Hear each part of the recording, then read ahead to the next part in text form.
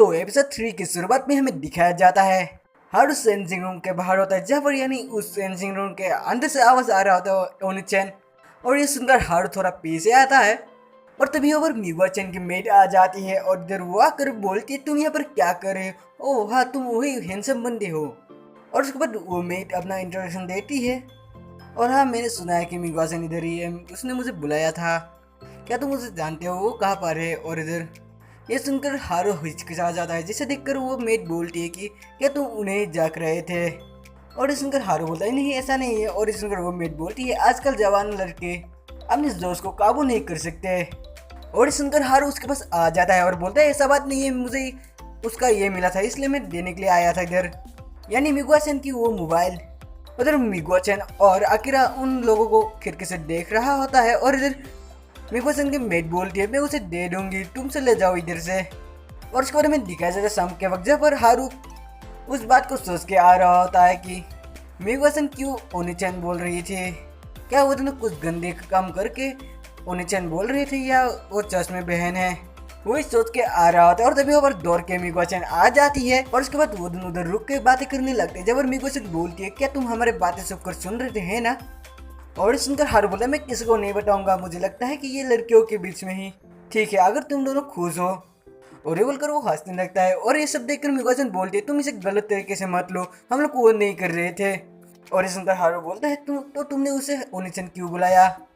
और ये सुनकर मिगुआ-चैन बोलने लगती है अकीरा मेरी बहन है, अकीरा मेरे पापा और दूसरे औरत से जन्मी है, लेकिन पापा ने उसे नहीं अपनाया और बिना उसकी फिक्र किए उसको बाहर फेंक दिया, तो उसके बदले में अकीरा के लिए वो सब करूंगी जो मुझे करना चाहिए। और उसके बाद में दिखाया जाता है घर पर, जहाँ पर हारू सोरा को पूछ रहा होता है कि हे सोरा, अगर तुम्हारा और एक भाई बहन होता तो तुम क्या करते?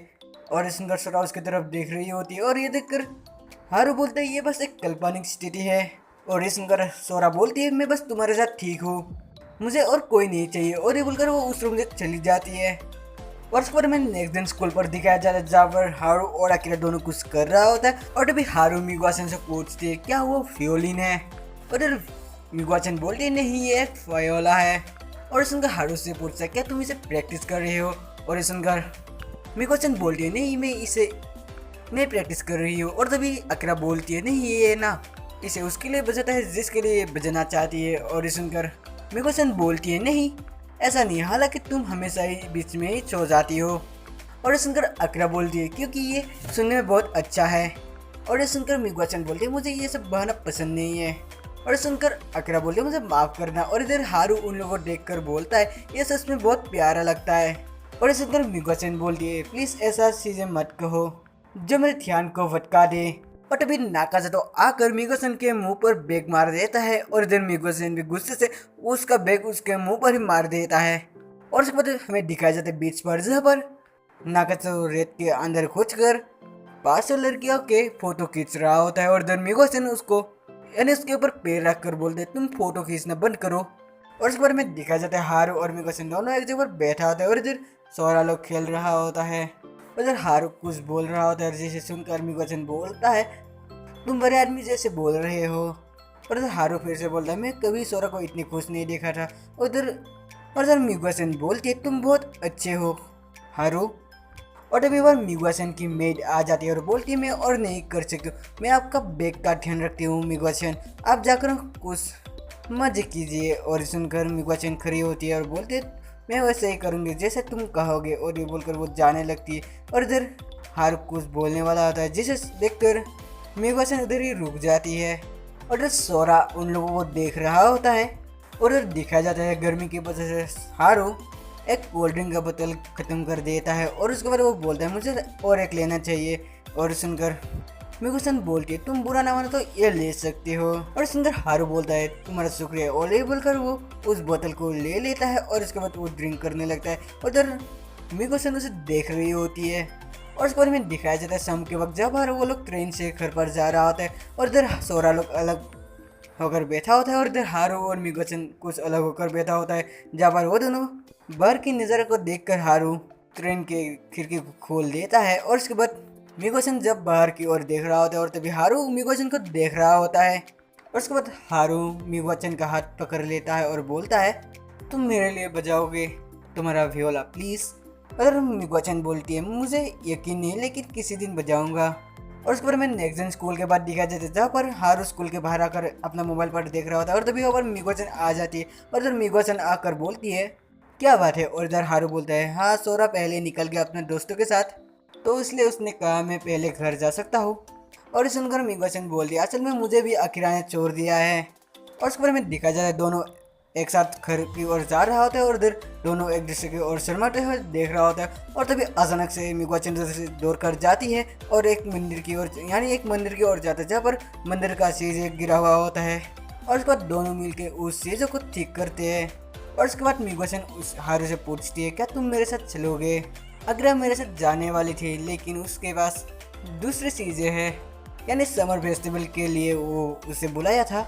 और इधर हारू बोलता है हाँ मैं ज़रूर तुम्हारा मदद करूँगा मुझे खुशी होगी तुम्हारी मदद करने पर। और सुनकर मिगोचन उसे बहुत बहुत शुक्रिया बोलती है। और उस पर में दिखाया जाता है वो दोनों समर फेस्टिवल के काम कर रहा होता है जहाँ पर हारू को मिगोचन वो काम सिखा रही होती है। और इधर हारू का नज़र उसके कुछ अलग ही जगह पर होता है जिसे देखकर वो पूछता है यानी मिगोचन पूछते तुम क्या देख रहे हो। जिसे सुनकर हारू उसे सॉरी कहता है। और वहाँ पर कुछ अलग लोग होते हैं जो लोग बोलते हैं मिगोचन खूबसूरत है तुम इसे घूरने के लिए दोस्त नहीं दे सकते हो। और सुनकर मिगोचन बोलती है प्लीज़ रोको इसे। और तभी किसी का फ़ोन बजता है यानी मिगोचन का फ़ोन बजता है यानी मिगोचन के घर से फ़ोन आया था। और उसके बारे में दिखाया जाता है मिगोचन बाहर की ओर जाके उसे फ़ोन करता है। और उसके बाद वो अंदर आकर बोलता है मुझे माफ़ करना मुझे जाना होगा। और उसके बारे में रात के वक्त दिखाया जाता है जहाँ पर मिगोचन की ड्राइवर बोल रहा था मुझे माफ़ करना हालांकि पिछले वीक ब्रेक के बाद भी आप इस वीक में 2 घंटे लेट हो प्लीज़ जल्दी करें। और ये बोलकर उस गाड़ी का दरवाज़ा को खोल लेता है। और उसके बाद मिगोचन उधर से चली जाती है और इधर हारू उसकी कार की ओर देख रहा होता है। और इधर मिगोचन भी कार के अंदर से हारू को देख रहा होता है। और इधर मिगोचन के ड्राइवर मिगोचन के बचपन के बारे में सोचकर उसकी तरफ देख रहा होता है। और उस पर में दिखाया जाता है हारू के घर पर जहाँ पर सोरा गर्मी की वजह से पंखा लगाकर नीचे बैठा होता है। और इधर हमें दिखाया जाता है हारू और मिगोचन दोनों बातें करते हुए कहीं पर जा रहा होता है यानी वो लोग अकीरा के घर की ओर जा रहा होता है। और तभी मिगोचन देखता है कि अकीरा के घर के सामने उसके पापा का गाड़ी खड़ा है और ये देखकर वो गुस्सा हो जाती है और वो वहाँ पर रुक जाती है। और इधर मिगोचन के पापा अकीरा के साथ ऊपर से नीचे आ रहा होता है। और इधर अकीरा मिगोचन को देखकर अकीरा को यानी मिगोचन को बुला रही होती है। और उसके बारे में दिखाया जाता है मिगोचन के पापा मिगोचन को बोल रहा होता है मैंने सुना कि तुम बिना बताए कल के लेसन के लिए लेट थी। और ऐसे कुछ बातें वो अपने बेटी मिगोचन को बोल रहा होता है। और उसके बाद वो हारू से पूछता है तुम कौन हो। और हारू बोलता है मैं हूँ कासुगानो मैं इसके साथ सेम क्लास में हूँ। और सुनकर वो यानी मिगोचन के पापा उसे पूछता है क्या तुम सेंसेई के पोते हो। और ये बोलकर वो हारू का हाथ पकड़ लेता है और बोलता है सेंसेई हमारे बहुत मदद किए थे अगर तुम्हें कुछ भी चाहिए तुम घबराना मत। और ये सुनकर हारू बोलता है आपका बहुत बहुत शुक्रिया और आप मुझे माफ़ कीजिएगा मेरे साथ ही मिगोचन थी मेरा मतलब वो मुझे एक शहर घुमा रही थी। और ये सुनकर उसका पापा बोलता है मुझे इसके लिए माफ़ करना। और ये सुनकर हारू बोलता है कोई बात नहीं मैं अब चलता हूँ चलो मिगोचन। और ये बोलकर हारू उधर से चला जाता है और उसके पीछे पीछे मिगोचन पे चली जाती है। और उसके बारे में दिखाया जाता है उन्होंने फिर से एक साथ जा रहा होता है जब पर मिगोचन बोल रही होती है मुझे माफ़ करना तुम्हें मेरी मदद करने के लिए वो करना पड़ा। और सुनकर हारू बोलता है शायद तुम्हारे पापा देख रहे थे आखिर कैसा कर रहे हैं। और सुनकर मिगोचन बोलती है नामुमकिन वो बस वो डेट मेंबर के नाते अपनी रैंक बढ़ाने आई थी। और ये बोलकर वो उधर से जाने लगती है और उसके पीछे पीछे हारू भी आने लगता है। और मिगोचन अपने पापा के बारे में बहुत कुछ बोलने लगता है। और उसके बाद हारू मिगोचन के आगे आकर रुक जाता है और बोलता है तुम्हारे पास आज कोई प्लान नहीं है ना।